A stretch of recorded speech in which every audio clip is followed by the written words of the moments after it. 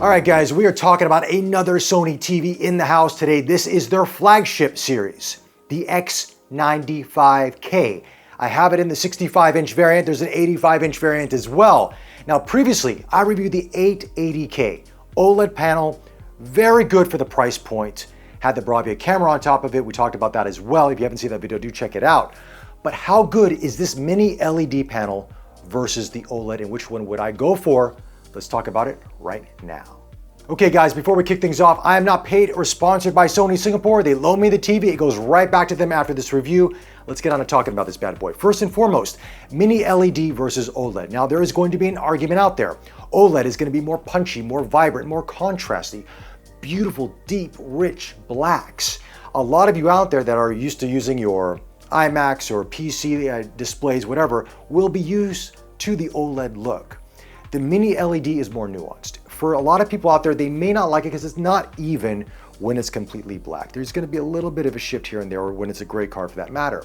But what you get with mini LED that you don't get with OLED is the nuances, the nice roll off on the highlights and the shadows, a much more natural looking image.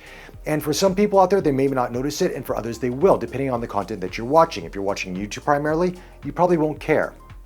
But if you're watching movies, you're watching cinema, you're watching something where they shoot in lower light situations and you want to see that gradualness come into play, that's where mini LED will shine versus OLED. Now for me personally, I do tend to prefer more OLED displays, especially for the price point and for the overall look. But I can appreciate mini LED, and that's why for the X95K, I do like it. But I do think, I have seen the new version of this TV that was recently announced by Sony as well, and they have improved on it a little bit more.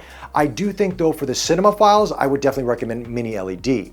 For the gamers, for the people that like YouTube content, that like that kind of crunchy, more contrasty look to your image, definitely go for OLED. It's less expensive, and you're still going to get the same processor, the same performance that you're getting out of this X95K, but just a little bit of a different image quality. Now, in terms of the menu system and everything else, it's exactly the same as the 880K, which is great. I think Sony's system works really well. It's very easy to access your quick menus, to drop down from Vivid to Cinematic to IMAX mode. All that is there that we did on the 880K. It does carry over into this. You can also use the BRAVIA cam as well if you want to integrate that into your system. Again, the BRAVIA cam may turn off some people because of the privacy issue, but Sony's really sort of nipped that in the bud, so I don't think it's a big issue at all.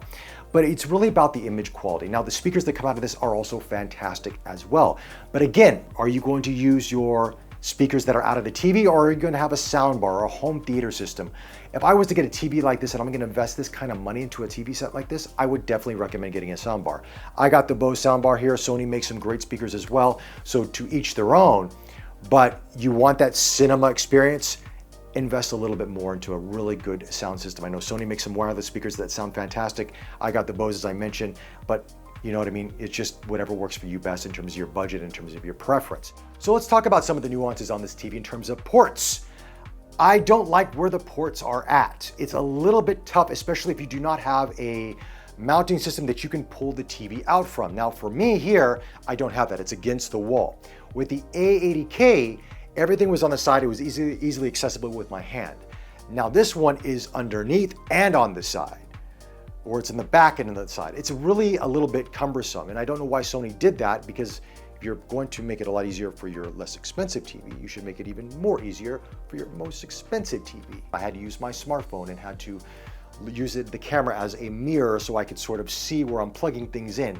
I shouldn't have to do that with a $7,000, $8,000 TV set. Now this may be improved in the latest version. We have not seen that version yet here, but I'm using the previous, which most of you will probably get because it's on special right now. It's a very good price point, but it's something to point out. Now you have your HDMI ARCs for your sound system, that port's there, you know, your 4K 120, all that's built into this TV. I got a PlayStation 5 here. It works beautifully on this, no issues at all with that. In terms of the menu system is very easy from Sony. I definitely do appreciate this. You have the quick menu system that shows up at the bottom of the screen when you're going to access it through and through, whatever. If you're even watching a movie or Netflix or YouTube, you can access it right away. If you want to change from Vivid to Cinematic, from your sound system, you can do all that there. Sony does a great job with that, and I appreciate that. They don't make it cumbersome. Some TVs out there, you need a degree to figure it out. Not with Sony. You just need to play around with it for about 5 minutes and you kind of figure out how it works. Outside of that though, the TV is a panel. It's really nondescript. There's nothing that makes you go, wow, this is a beautiful design. It just is all display. Borders are minimal, it's relatively thin. It looks like a TV. It is what it is, you know what I mean? But again, it's the image quality that comes out from it, and that's what I'm talking about with the mini LED versus the OLED. Anyway, before we go to our final thoughts on this beautiful X95K TV, here's a message from our sponsor. This video is brought to you by ASUS. Check out the ASUS ZenBook 14X OLED Space Edition, commemorating the 25th anniversary of the first ASUS laptop sent into space. Not only does it offer a space-exclusive design, but it's even worthy of going where no man has gone before, with its space-grade durability. It even comes with a 3.5-inch OLED companion Zen Vision display, and you will have a ball of a time taking in the views with its 16:10 4K OLED Nano Edge Pantone validated 14-inch display. But overall, my final thoughts on this is, I appreciate it. I understand why the benefit of mini LED is there.